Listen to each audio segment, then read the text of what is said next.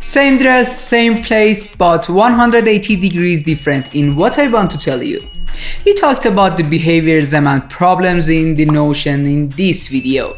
Now I'm gonna introduce you with two other approved theories, so watch this video carefully with no skipping any seconds of this video, cause I spent lots of efforts in bringing them all together. If you find any signs or signals of the following concepts, you are doing great. Congrats!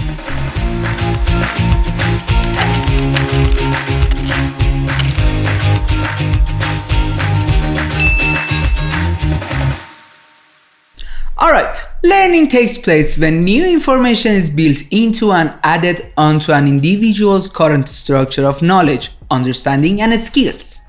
We learn best when we actively construct our own understanding. What I said is rooted in the Piaget's line of thought. For him, learning is a process of adjustment to environmental influences. He describes two basic processes which form this process of adjustment. They are assimilation and accommodation. Piaget's view is influenced by his background in biology, and he sees organisms include human beings as constantly seeking to maintain a stability in their existence. Assimilation is the process whereby new knowledge is incorporated into existing mental structures. The knowledge bank is increased to include new information. Accommodation is the process whereby mental structures have to be altered in order to cope with new experience which has contradicted the existing model. And equilibration is the process of arriving at a stable state where there is no longer a conflict between new and existing knowledge. Thus, students actively construct their own knowledge. The mind of the student mediates input from the outside world to determine what the student will learn.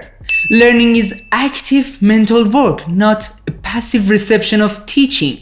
In constructivist learning, individuals draw on their experience of the world around them in many different forms and work to make sense of what they perceive in order to build an understanding of what is around them.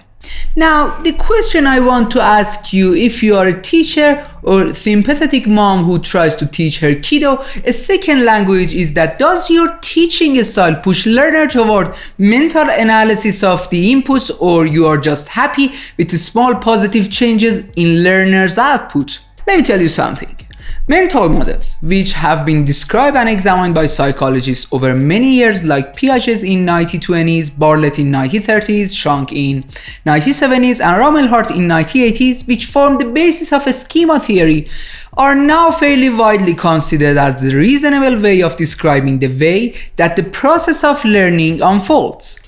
John Laird tells us that the mental models are the basic structure of cognition. It is now plausible to suppose that mental models play a central and unifying role in representing objects, the state of affairs, sequences of events, the way the world is, and the social and psychological actions of daily life. This is quoted by Johnson Laird in 1983.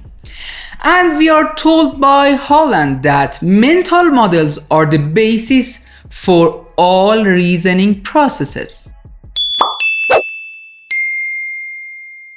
To look more closely at the idea of a schema, we can describe it as a theoretical multidimensional store for almost innumerable items of knowledge, or as a framework with numerous nodes and even more numerous connections between nodes.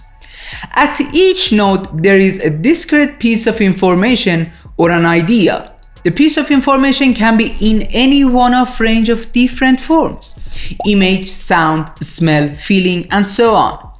Each node is connected to many others. The connections are made as a result of there being a meaningful link between the connected items. These links are personal, and identical items in schemas of two different people could easily have very different links made for very different reasons, which could account for individuals having a different understanding of topic or idea. It is the adding of items to schemas and connecting them to other items that constitutes constructivist learning. In fact, There is no limit to the number of connections within a schema which might be made, and there are no restriction on how schemas might link and interconnect with other schemas. The more connections are made within and between schemas, the more construction has taken place, and the more it is considered that knowledge and understanding has been gained, that is, learning has taken place. A schema related to throwing a stone or a ball would be activated and then used as a basis for learning how to throw a jawline. The stone throwing schema would not be directly or fully applicable in the case where a longer, heavier object to throw was to be used, where there are significant differences in style and posture required to be successful. However, a child with well-developed schema related to throwing a ball or similar object would be able to develop it into a successful schema to use it in variety of throwing situations. We are getting close to the end, but before this is Amir for all seasons of blah blah blah, I want to tell you something precious if you have watched this video so far.